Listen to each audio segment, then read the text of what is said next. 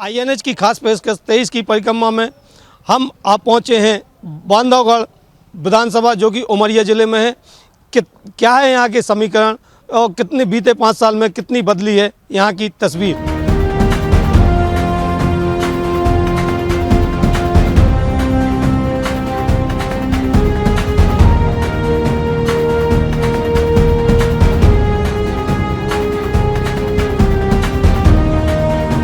तेईस की परिक्रमा में हम आपको दिखा रहे हैं बांधवगढ़ विधानसभा की तस्वीर। हालांकि हम मौजूद हैं उमरिया जो कि बांधवगढ़ का ही एक हिस्सा है और उमरिया ज़िले की सबसे महत्वपूर्ण चीज़ होती है स्वास्थ्य के क्या है हाल, इस पर हम चर्चा करेंगे और जानने का प्रयास करेंगे। कुछ लोग हमारे साथ मौजूद हैं, हम उनसे समझने का प्रयास करेंगे।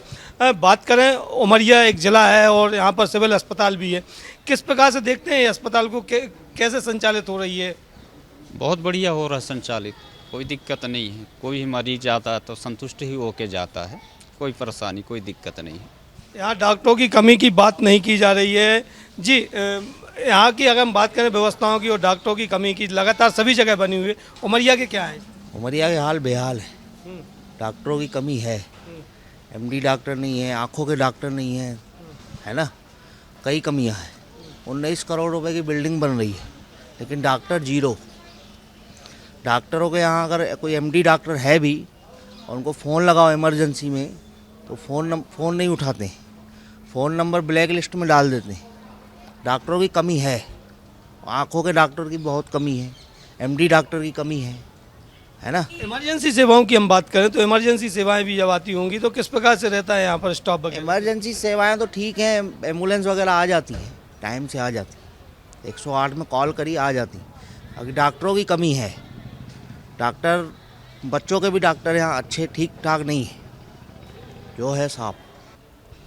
तो देख सकते हैं कि ये जो हालात हैं ये बयां कर रहे हैं कि स्वास्थ्य सेवाएं जो हैं पूरी तरह यहाँ पर चरमाती हुई दिखाई दे रही हैं। हालांकि कुछ लोग इससे संतुष्ट भी हैं लेकिन कुछ लोग जो है वो असंतुष्ट नज़र आ रहे हैं। खासतौर से भ्रष्टाचार की हम बात करें तो भ्रष्टाचार भी डॉक्टरों की रग रग में पहुँच चुका है। बांधवगढ़ विधानसभा मध्य प्रदेश की महत्वपूर्ण विधानसभा बांधवगढ़ 2018 में बीजेपी ने जीत की दर्ज। उमरिया जिले की विधानसभा है बांधवगढ़। बीजेपी के शिव नारायण को भी मिली जीत, कांग्रेस के डॉक्टर ध्यान सिंह को मिली हार। दूसरे स्थान पर रहे कांग्रेस प्रत्याशी। 2013 में बीजेपी के ज्ञान सिंह को मिली जीत। 2013 में कांग्रेस के प्यारे लाल हारे। 2008 में बीजेपी के ज्ञान सिंह को मिली जीत। कांग्रेस की सावित्री धुर्वे चुनाव हारी। 2003 में कांग्रेस की पुष्पलता कांवरे जीती चुनाव। बीजेपी की लता को हार का करना पड़ा सामना। 1998 में कांग्रेस के तुलेश्वर सिंह चुनाव जीते। बीजेपी के निरंजन सिंह को मिली हार। 1993 में कांग्रेस के तुलेश्वर सिंह चुनाव जीते। 1990 में कांग्रेस के खेलसेई सिंह चुनाव जीते।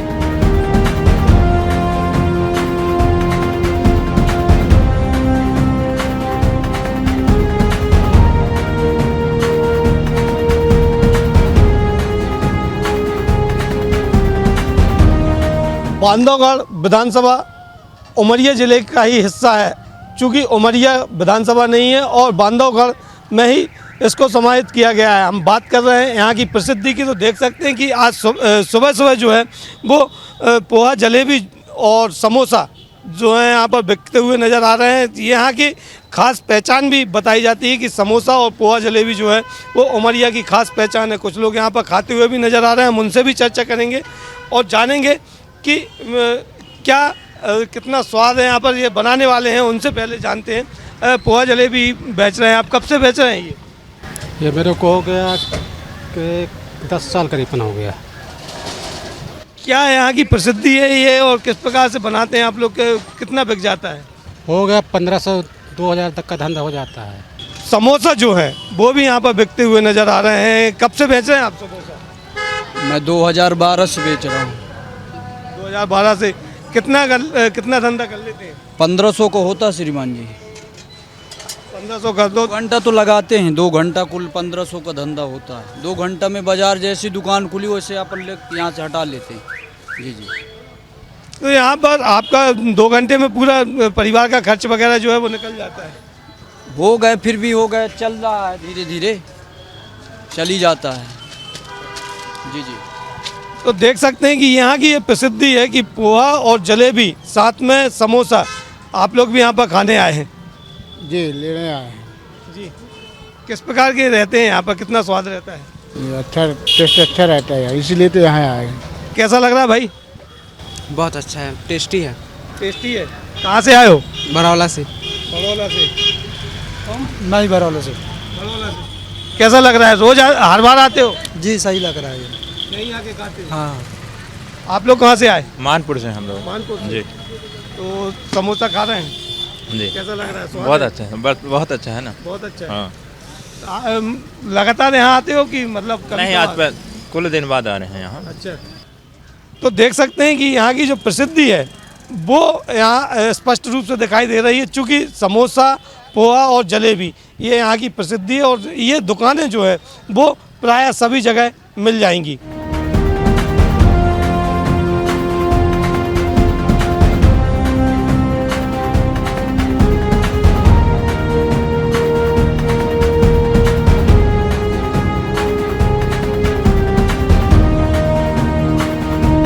तेईस की परिक्रमा में बांधवगढ़ विधायक शिवनारायण सिंह लल्लू उर्फ लल्लू भैया हमारे साथ मौजूद हैं। हम लल्लू भैया से चर्चा करेंगे और जानने का प्रयास करेंगे बीते 4 साल में जो विकास कार्य हुए हैं और साथ में आने वाले जो 2023 के चुनाव हैं उसको लेकर वो क्या सोचते हैं। भाई साहब, बात करें बीते 4 साल की, तो लगातार आप यहाँ पर विधायक हैं कि जो विकास कार्य हैं आपके द्वारा किए, किस प्रकार के विकास कार्य हुए हैं यहाँ? सबसे पहले तो मैं बता दूं कि 2018 चुनाव के बाद 15 महीने की सरकार कमलनाथ जी की आई। इसके बाद परिवर्तन हुआ जिसमें शिवराज सिंह चौहान जी हमारे नेता मुख्यमंत्री बने और इसके बाद कोरोना लग गया। उस कोरोना काल में हम पूरी सरकार के दरमियान कोरोना से हम सब जागरूकता के माध्यम से लोगों को जागरूक करना, बचाव करना और जो आवश्यकताएँ थी हमारी, जैसे चंदिया में नहीं थी एम्बुलेंस, एक नौरोजाबाद सामुदायिक स्वास्थ्य केंद्र में एम्बुलेंस नहीं था, हमने दोनों जगह एम्बुलेंस उपलब्ध कराई ताकि जो भारी समस्या है इससे एक निजात मिलेगी। तो इस तरह के जो आवश्यकताएं थी उस समय हमने वो किया।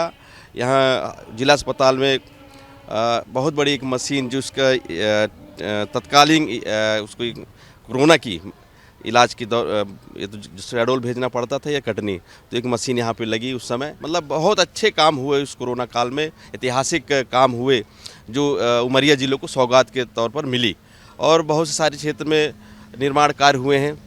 हमारे माननीय मुख्यमंत्री जी मेरे विधानसभा में करके लोग को शिक्षा के क्षेत्र में, चाहे निर्धन परिवार के बच्चे हों चाहे बड़े घर के बच्चे हों, सबको शिक्षा अच्छी मिले, उसे माननीय मुख्यमंत्री जी ने सीएम राइस स्कूल मेरे विधानसभा के लिए में उपलब्ध कराई। एक बहुत बड़ी सौगात है ये। और मेरे विधानसभा क्षेत्र चंदिया में एक सिटी स्मार्ट सिटी बना जो भव्य बनकर तैयार है। बस स्टैंड, स्टेडियम और नगर में सीसी सड़क का चौड़ीकरण दी है। आप विकास कार्य की बात कर रहे हैं, अगर हम रोजगार की बात करें तो रोजगार के साधन जो उमरिया में होना चाहिए थे वो उपलब्ध नहीं हो पा रहे, लोग पलायन भी कर रहे हैं। बिल्कुल सत्य बात है। हमारे जो पढ़े लिखे नौजवान हैं, पढ़े लिखे हैं, उनको एक अच्छा अवसर नहीं मिल पा रहा है रोजगार के माध्यम से। मैं बिल्कुल इस बात से सहमत हूं। लेकिन माननीय मुख्यमंत्री जी ने तय किया है कि हमारे जो पढ़े लिखे शिक्षित बेरोजगार युवक रोजगार की तलाश में हैं, तो माननीय मुख्यमंत्री जी ने तय किया है कि हम मुख्यमंत्री उद्यम क्रांति योजना के माध्यम से हम पूरे प्रदेश में और प्रदेश के स्तर पर हमारी विधानसभा में जो उमरिया ज़िले में हमारे नौजवान भैया बहन पढ़े लिखे हैं उनको रोजगार से जोड़ने का अवसर देंगे। तो मेरे ख्याल से अभी जब से शुरू हुआ है मुख्यमंत्री उद्यम क्रांति योजना, मैंने खुद अभी जो कार्यक्रम होते हैं हमारे यहाँ उसमें कम से कम 2306 लोगों को 25 करोड़ रुपए की राशि हमने रोजगार के लिए उनको सीधे जोड़ा है। कि आप विधायक जी, आप कह रहे हैं 2300 करोड़ रुपए की राशि जो है 23 करोड़ की राशि 2500 लोगों को जोड़ा है उससे। लेकिन यहाँ की अगर हम हालात की बात करें, जिस प्रकार के हालात नज़र आ रहे हैं वो कहीं से कहीं तक भी ये बयान नहीं कर रहे हैं, खासतौर से चाहे मुख्यमंत्री उद्यम क्रांति योजना हो, चाहे प्रधानमंत्री मुद्रा योजना हो, इसमें भी लोगों को जो लाभ मिलना चाहिए था वो नहीं मिल पा रहा है। क्या कहते हैं आप इसको लेकर? मिल रहा है, मैं इस सूची तो बता रहा हूँ जिनको हमने दिया है। 2306 लोगों को 25 करोड़ रुपए हम बांटे हैं, इसलिए मैं आपको बता रहा हूँ। मैं मेरे को जानकारी ना बांटे तो मैं कैसे बताता आपको मैं, तो उनको हमने जोड़ा है रोजगार से। और आने वाले समय में माननीय मुख्यमंत्री जी इसको और बढ़ा के राशि बढ़ाने वाले हैं कि यदि 10 तक है तो इसको हम 50 लाख रुपए तक करेंगे, ताकि एक बड़ा पढ़े लिखे लोग बड़ा रोजगार डाल सकें और खुद एक बड़ा किंग बॉस बन के लोगों को रोजगार उपलब्ध कराएं हमारे क्षेत्र के नौजवानों। ये उनकी प्लानिंग है। 2023 में चुनाव आ रहे हैं, अब क्या आपके मन में रह गया है जो 2023 में आप करेंगे और जनता के बीच लेके जाएंगे? मैं जो भी छूटी हुई हैं हमारी जो क्षेत्र में, चाहे रोड हो, नाली हो, सड़क हो, चाहे स्कूल हो या अन्य कोई ऐसी चीज़ें होंगी, उसको मैं भी कराने में लगा हूँ अभी कि इस 2023 के पहले जो चुटपुट समस्याएं हैं, जो सड़कें नहीं हमारे ऐसे गांव, ट्राइबल्स गांव जहां हमें सड़कें नहीं पहुंच पाई हैं, उसको हम कराने में लगा हूँ, ताकि 2023 में ये बाधा न बने चुनाव के समय। इसलिए इसको मैं, और जो भी अब बचेगा चुनाव के बाद हम जनता से अपेक्षा करके, उनसे आग्रह करके उनको करने का काम करेंगे। तो ये थे बांधवगढ़ विधायक शिवनारायण और लल्लू भैया, जिन्होंने स्पष्ट कहा है कि जो कार्य बचे हैं उनको हम 2023 के पूर्व करेंगे, जिससे कि 2023 में कोई बाधा उत्पन्न न हो सके। अब देखना ही होगा कि इनकी बात कहां तक खरी उतरती है।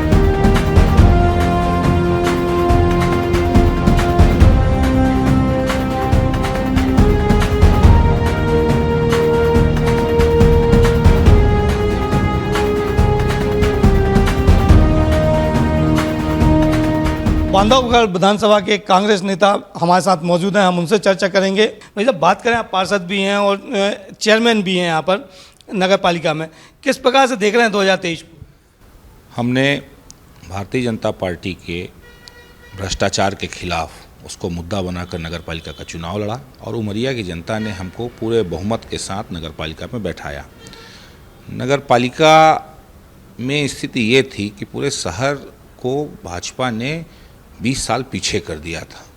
हमें नए इबारत लिखनी पड़ रही है, हर स्तर पर भ्रष्टाचार रहा, उससे जूझ रहे हैं हम, और पूरे नगर में विकास की गंगा एक साथ बहे, इसके लिए अभी हम लोग प्रस्ताव पारित कर रहे हैं। अलग अलग जगहों पर हम बाकी शहरों के मुकाबले बराबरी पर आ जाएं, इसके लिए बड़ी मशक्क़त के साथ हमारा ये योजना है कि इस साल के अंत तक हम कुछ शहर को दिखाने लायक कर देंगे।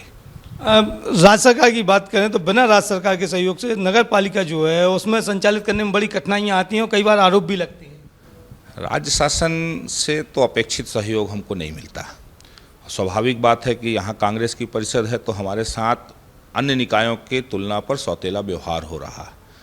हमारा आरोप भी ये था कि भाई विकास पे भेदभाव नहीं करना चाहिए, परंतु ये सरकार, इसकी ये नीति रही है। लेकिन फिर भी हम अपने उपलब्ध संसाधनों से ही इस शहर का समुचित विकास करेंगे। हमें भारतीय जनता पार्टी की सरकार से कोई उम्मीद नहीं। 2023 चुनाव सामने है, ऐसे में आपकी गवर्नमेंट, नगर सत्ता आपकी है, तो जो एंटी इनकम्बेंसी भी बनेगी उस समय किस प्रकार से निपटेंगे इन सब चीज़ों? Anti incumbency Bharatiya Janata party के उसमें है। भारतीय जनता पार्टी के लिए एंटी इनकम्बेंसी रहेगी, क्योंकि 20 साल से लगातार यहाँ भाजपा के विधायक हैं। यहाँ रोजगार सबसे बड़ा मुद्दा, यहाँ का युवा शिक्षा और रोजगार के लिए पलायन कर रहा। यहाँ शिक्षा की बेसिक ज़रूरतें भी पूरी नहीं हो पा रही हैं, तो वो बड़े शहरों की तरफ रुख कर रहा। यहाँ लोगों की आर्थिक स्थिति अच्छी नहीं है कि वो बाहर जाकर अपने बच्चों को पढ़ा सकें। एक आदिवासी क्षेत्र है, जंगली क्षेत्र है, खेती भी अच्छी नहीं होती है। तो ये एक बड़ा मुद्दा है ये कि हमारे यहाँ के बच्चे कैसे अच्छा पढ़ें। उच्च शिक्षा के लिए उनको बाहर जाना पड़ता है और यहाँ के जनप्रतिनिधियों में यह विजन नहीं है कि यहाँ कोई बड़ा इंस्टीट्यूशन शिक्षा का लेकर आएँ, जिससे कि यहाँ लड़कों को शिक्षा के लिए तो कम से कम पलायन न करना पड़े। 23 आने वाला है, 23 में किस प्रकार से देख रहे हैं आप 23 विधानसभा को? 23 पे निश्चित रूप से उमरिया जिले की दोनों विधानसभाओं पर कांग्रेस प्रत्याशी विजयी होंगे और मध्य प्रदेश में यह पूरी संभावना हमको दिख रही है। जैसे जनता का मूड है यहाँ और जैसे जनादेश मिला है, इससे पूरी संभावना है कि प्रदेश में कांग्रेस की सरकार बैठेगी और उमरिया नगर का कांग्रेस की सरकार समुचित विकास करेगी। तो उमरिया नगर का कांग्रेस सरकार जो है वो समुचित विकास करेगी, ये कहना है यहाँ के कांग्रेस नेता। अब देखना ये होगा कि जनता इनकी बात को कितना स्वीकार करती है और क्या वास्तव में एंटी इनकम्बेंसी स्वराज सरकार के खिलाफ है या नहीं है, या यहाँ के विधायक के खिलाफ है या नहीं है।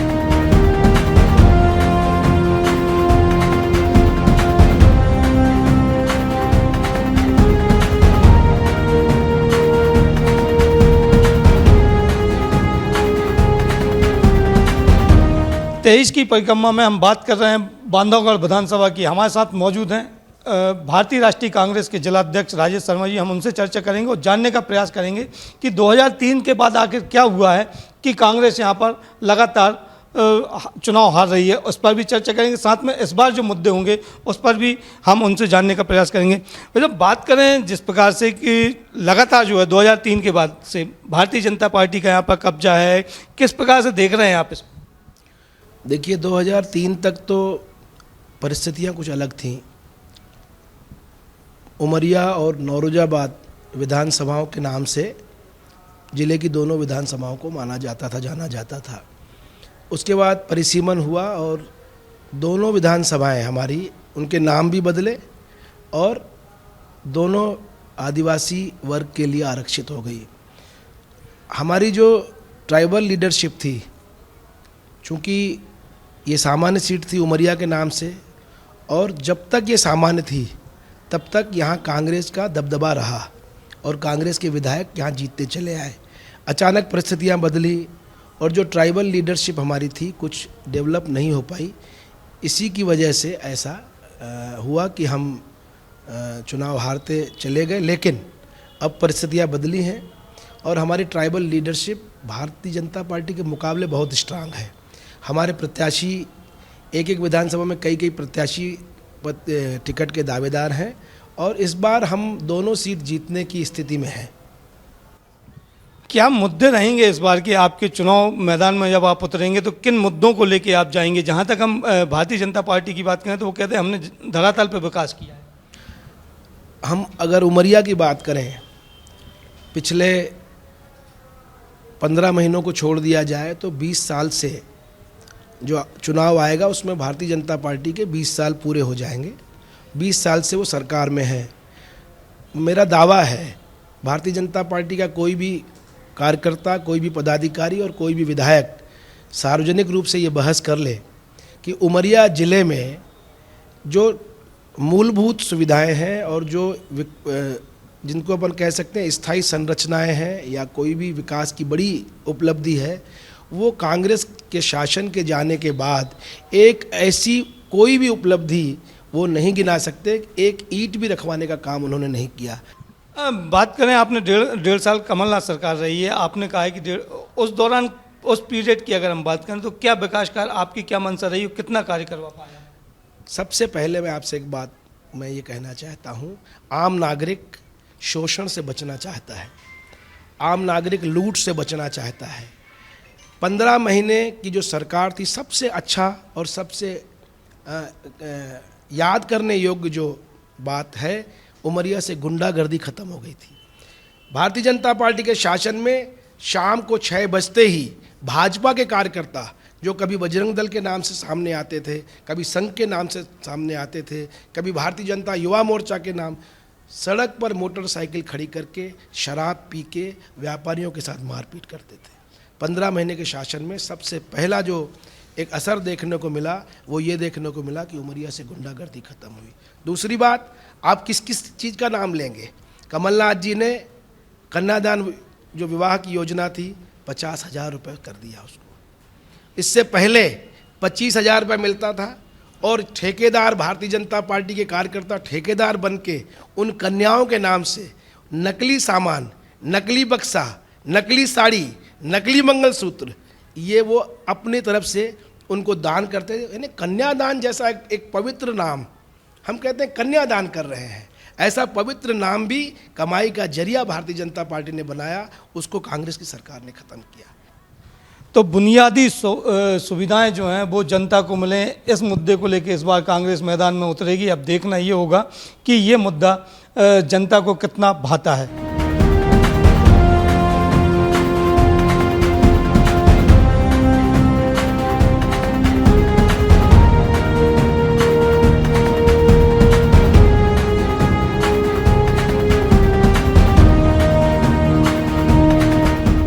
नैसर्गिक सौंदर्य अगर कहीं दिखाई देता है तो वो है बांधवगढ़ विधानसभा में, जहाँ पर तमाम प्रकार की चीज़ें हैं, अच्छे वन हैं, वहीं तमाम प्रकार के जो जानवर होते हैं वो भी वहाँ पर पाए जाते हैं। अभी हम मौजूद हैं बांधवगढ़ विधानसभा के पांडवकालीन मंदिर में, जहाँ पर ये कहा जाता है कि ये जो मंदिर है वो पांडव जब यहाँ पर आए हुए थे तब बनवाया गया था।